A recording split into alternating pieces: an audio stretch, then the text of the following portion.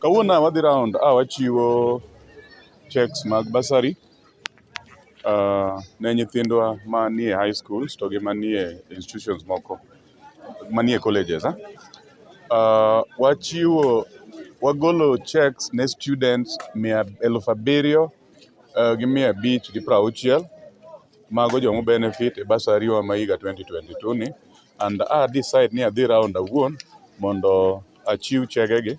Sama achiwogi especially ne schools ma within Awendo constituency, adwa naromo gi jopiny gi jonyuol mondo anyisgi, encourage gi kendo anyisgi ber mar keto nyithindgi kata apply ne nyithindgi mondo oyud pesani. Nikech ang'e ni jowa mang'eny nigi nweng'o man piny, kendo jowa mang'eny samoro ok ong'eyo ni ginyalo apply for bursary ni magiyudi mami nyithindo bed e skul. So adwa narom gi jonyuol, jopuonje madongo mag skunde me kore ka be aromogo, gibe anyisogi ni giyie jonyuolgi okel nyithindo e skul kendo gi admit nyithindogo kata bed ni nigi pesa kata ongego, ka arrangements iloso mondo jogi oyud pesa.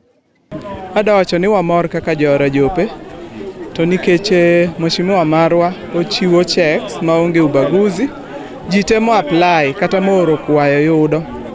Eore jope kae, anyalo wacho ni last time ji noyuto maber, kendo kata sani ang'e maber ni nyaka jok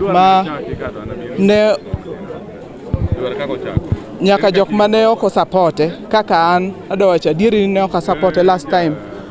To gine bursary mokalo na yudo, kendo kata sani ang'eyo ni adhi yudo. Omiyo wamor gi mano nikech onge ubaguzi, otiyo ne jo Awendo te gi chuny achiel, kendo wamor ni nyithindwa dhi skul. Kata bed ni tin to mantiere no ji share marom.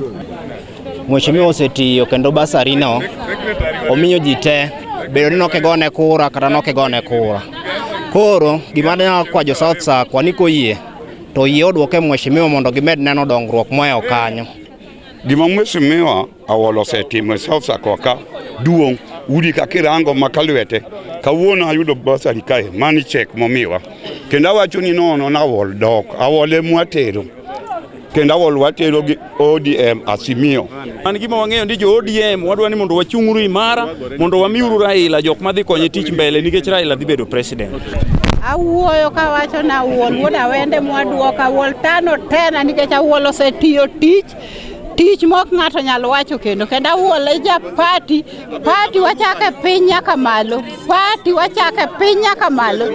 60 piece.